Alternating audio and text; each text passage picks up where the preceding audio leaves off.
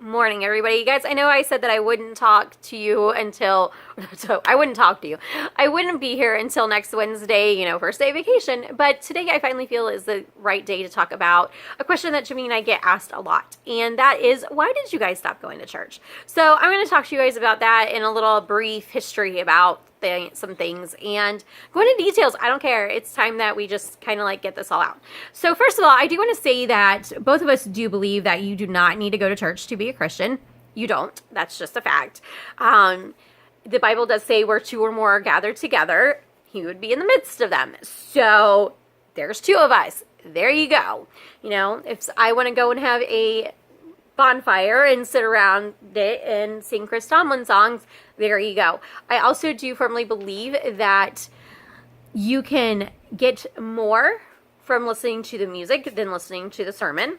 I truly do believe that, because there are times whenever I have sat here in the middle of my floor and Chris Tomlin has come on and I'm just completely swept off my feet and have fallen to the floor just in awe of God and just in tears because of whatever may be going on in my life, where it's the right song at the right time. Yep. I totally do believe that can happen, because it has happened. So there's that. Okay, so why did we stop? Okay, let me go back. Whenever I first started dating Jimmy, I came from a church that was super contemporary. Jeans, t-shirt, didn't matter, whatever. Drums, keyboards, electric guitars, all the fun contemporary stuff. So whenever I moved down here, that was instantly what I was like, okay, listen, I need to find a place that's like this. I also don't feel like you need to be sitting in church for 3 hours. So short church, awesome music. That's what I was looking for. Mainly awesome music, because, well, that's just who I am. So we found one church and we were like, yeah, okay. Then we found the church that we went ahead and joined and that we both got really involved in. So I got involved with the church in the children's ministry. You guys know I have a passion for kids. So I got involved with that very heavily. I was there a lot. I was volunteering. I did the PBS and everything like that. It was amazing. It was just awesome. And at one point, I actually started working there as their secretary, as one of their secretaries, and that's whenever things started to go kind of sour. It was constantly like this. Like, I couldn't really be myself. There were just things that were going on. I was butting heads with some people, and I would be in the bathroom almost every day, probably after the second week, just praying that God would change something, change somebody else's heart, change my heart, do something, fix it. And so whenever I got called into the office and they let me go, I was like, oh, thank you, because I didn't know what to do. So that was God's way of just getting me out. And I took a break from there. We took a break for about a month or so, and people knew why. People knew where we were, and that we just needed some time to regroup. So no big deal. Then I started working at Target, and I had my availability set up so that way I could go to church and not worry about it, and I wouldn't have to be like, oh, it's time for me to go, I'm going to be late, whatever. So after a little while, I ended up changing my availability to be completely open on Sundays. And the reason is because we were involved in a life group.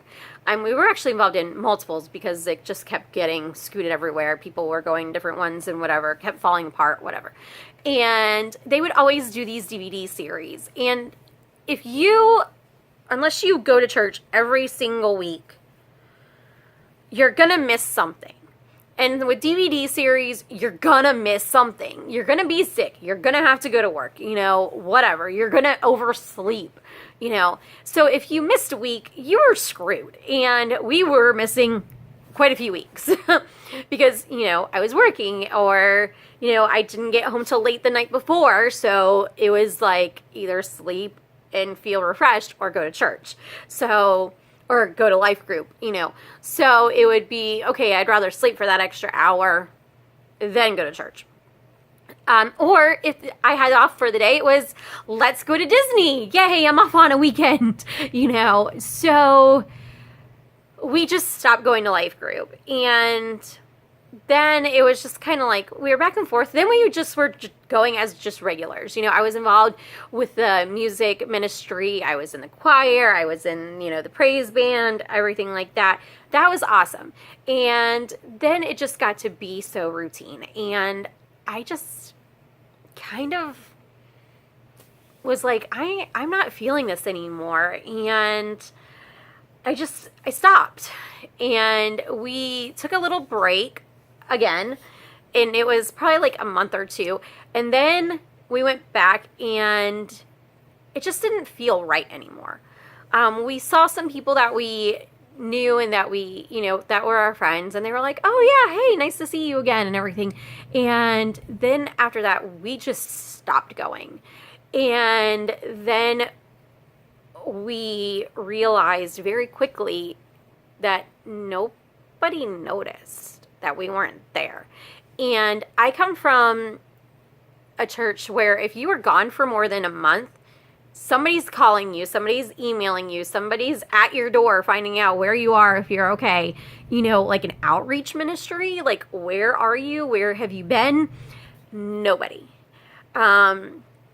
There were a few times where on Facebook somebody would be like, oh, Lisa, we miss you, you know, come back. But it was literally 2 people. 2. Nobody else noticed. So that, coming from a small town, like I said, where that was the thing, and then only having 2 people out of all of these people that we met and that we considered to be like a family, nothing. So it just became normal for us not to go. And it broke my heart that 2 people reached out to us. And I went to a birthday party recently and ran into my fellow teachers.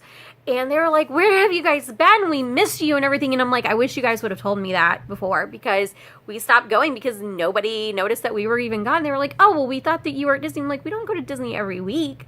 You know, we're not, you know, we can't afford to go to Disney every week. It'd be nice if we could, but no, we're not at Disney. I have work, and now, especially now, I go to work at noon, which I would have to leave church like pretty much right whenever the sermon starts. So it would be kind of weird, you know, walking in there, here's my red and khaki, and, you know, but it just became our normal. And honestly, we've also gotten to the point where we're questioning things. We're not questioning God, but like for me personally, I'm questioning, do I believe that because I really do believe this? Or do I believe this because this has been instilled in me this whole time? You know, so I'm trying to learn more about other religions, and I am learning more about, you know, the reasons why we celebrate different holidays. And like, I just recently found out about Easter and like the other side of Easter. So that was really interesting. And you know, another thing, and I know you guys are probably going to think that this is crazy, but it's a very true fact. Whenever I shaved my head, the hypocrisy that I got from Christians was unreal. And then whenever I got my tattoo, unreal.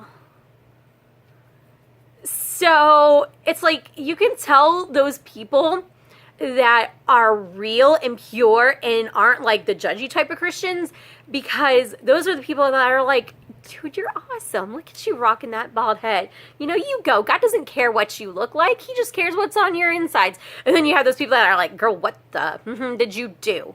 God does not approve of that. Oh, I've been told that. Oh, yes, I have been told that before. So, oh, no, you're not supposed to have tattoos. Christians aren't supposed to have tattoos. Yeah, screw you. So, you know, it's just been a really weird time for us. So, there's that. And I'm being dead serious. Like, it hurts.